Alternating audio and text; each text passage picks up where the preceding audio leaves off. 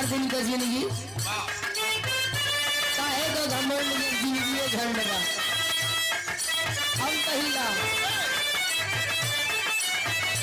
अरे लखिया एगो कह दिया भैया कि प्यारे करे के बता गरीब से करो। ओकरा ई नहीं पता कि प्यार गरीब अमीर ना देखेला, प्यार गोरिया करिया गोर ना देखेला, प्यार बूढ़ो ना जवानो ना देखेला। प्यार तो बस हो जाला, प्यार के कोनो उम्र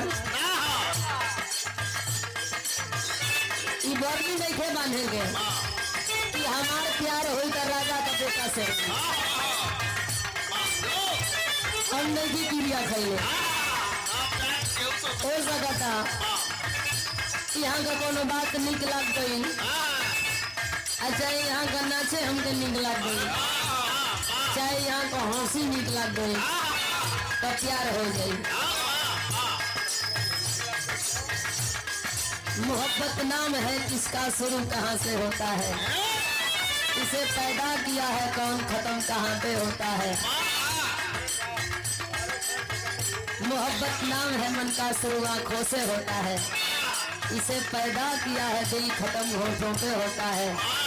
यहाँ ले जब बात आ गई तो प्यार खत्म। यही से दरिया पार मत करो। प्यार इंजॉय ना हो, प्यार मस्ती ना हो, प्यार साधना, प्यार भक्ति, प्यार पूजा बताओ जाला। अगर सच्ची मोहब्बत है तो पहाड़ जैसन दिल और दरिया जैसन आंसू तब तक बुझिए कि प्यार हो। रोई के हो खाली कमी सा खुशी फिर रोवा। आँख लड़ौदा कहता अखिया लड़ल बा जब से और दिल में करारी नहीं थे।